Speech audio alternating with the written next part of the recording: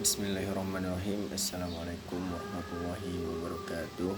Alhamdulillahirabbil alamin. Wassalatu wassalamu ala asrofil anbiya'i wal mursalin wa ala alihi wa ashabihi ajma'in, amma ba'd. Pertama-tama marilah kita panjatkan puja-puji beserta rasa syukur kita kehadirat Allah Subhanahu wa taala yang telah memberikan kita berbagai macam limpahan rahmat sehingga kita masih bisa berada dalam kenikmatannya pada kesempatan kali ini. Yang kedua kalinya tak lupa kita haturkan sholawat beserta salam kepada junjungan alam Nabi besar Muhammad SAW yang telah membawa kita dari alam jahiliyah menuju alam yang terang benderang dinul Islam.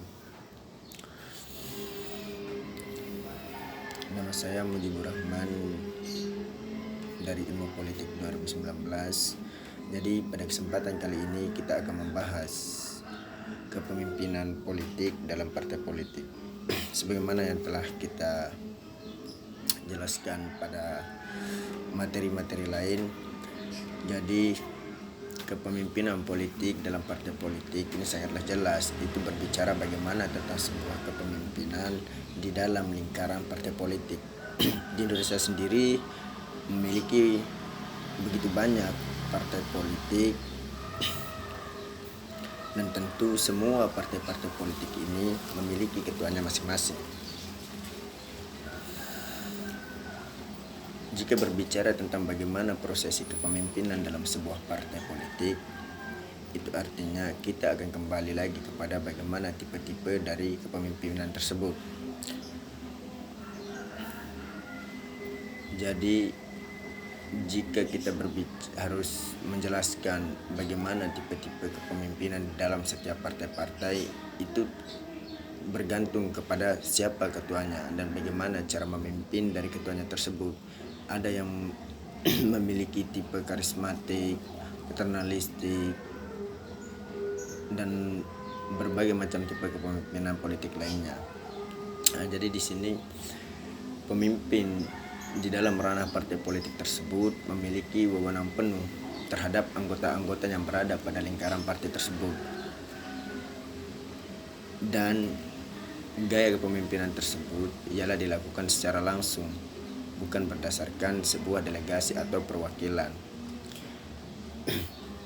Dan bagaimana kita bisa melihat suatu kepemimpinan dalam sebuah lingkaran partai politik? Tentu jika kita ingin mengetahui lebih jauh, kita mungkin bisa ikut bergabung di dalam partai politik sehingga kita bisa lebih tahu dan bisa lebih memahami bagaimana prosesi suatu kepemimpinan dalam partai politik. Sama halnya seperti bagaimana pemimpin-pemimpin yang lain dalam suatu organisasi negara ataupun lembaga-lembaga lainnya, di dalam partai politik pun memiliki struktur organisasi yang demikian.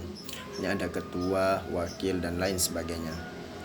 Dan kepemimpinan partai politik oleh ketua secara langsung terhadap anggota-anggotanya, sehingga apa yang telah menjadi ketentuan-ketentuan oleh oleh ketua partai politik tersebut itu benar-benar harus dijalankan oleh para anggotanya, dikarenakan seorang pemimpin atau ketua di dalam partai politik tersebut bisa mengawasi secara langsung bagaimana prosesi-prosesi terkait apa yang telah menjadi kesepakatan maupun regulasi aturan yang telah dibuat di dalam partai politik tersebut sesuai kesepakatan dari para anggotanya. Dan tentu seperti apa yang saya katakan tadi, kalau kita berbicara tentang bagaimana gaya kepemimpinan di dalam partai politik, itu bergantung nanti kepada jenis partai apa partai tersebut dan siapa pemimpinnya. Jika kita lihat pada partai-partai yang bernuansa Islam, boleh jadi gaya kepemimpinannya itu lebih kepada gaya-gaya bagaimana kepemimpinan di dalam agama Islam. Dan ada partai-partai yang nasionalis bagaimana seperti Golkar, PD, dan lain sebagainya. Gaya kepemimpinannya itu secara langsung bisa jadi demokratis, bisa jadi juga dengan gaya-gaya kepemimpinan lainnya. Tentu juga dengan partai-partai lain di situ kita bisa melihat bagaimana prosesi atau kepemimpinan dari setiap partai-partai tersebut.